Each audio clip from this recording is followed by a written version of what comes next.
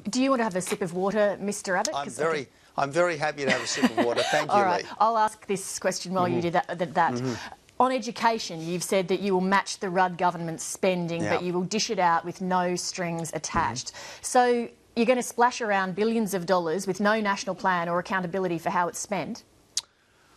Lee, I think that the education debate, the school education debate, shouldn't be about funding. It should be about quality. And that's what we're on about. We're on about higher quality schools. We want to see better teachers. We want to see better teaching. We want to see more parental engagement, more community engagement.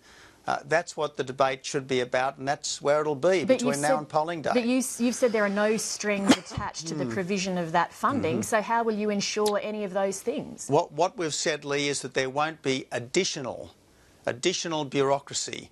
There won't be a separate federal inspectorate.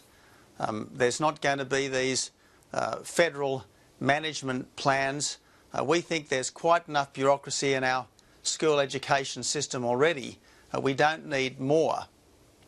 In your Real Solutions plan, it says we will work with states and territories to encourage state schools to become independent schools. Why do you want fewer state schools?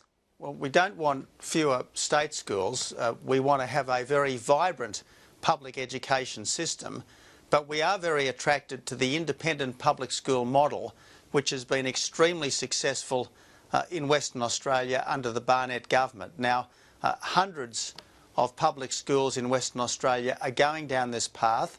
If you're an independent public school in the West, the school council appoints the principal, and the principal is essentially given a one-line budget that he and the council can then manage. Now, there are certain parameters within which they've got to operate, but it's a much freer system than that which operates typically in other states. But the Liberal New South Wales Education Minister, Adrian Piccoli, says the New South Wales government won't back that because there's no evidence that independent schools improve student performance.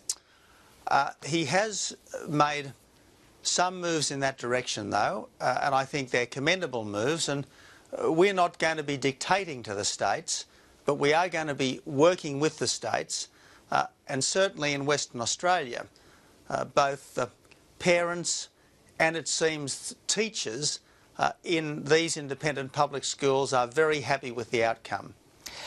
The GST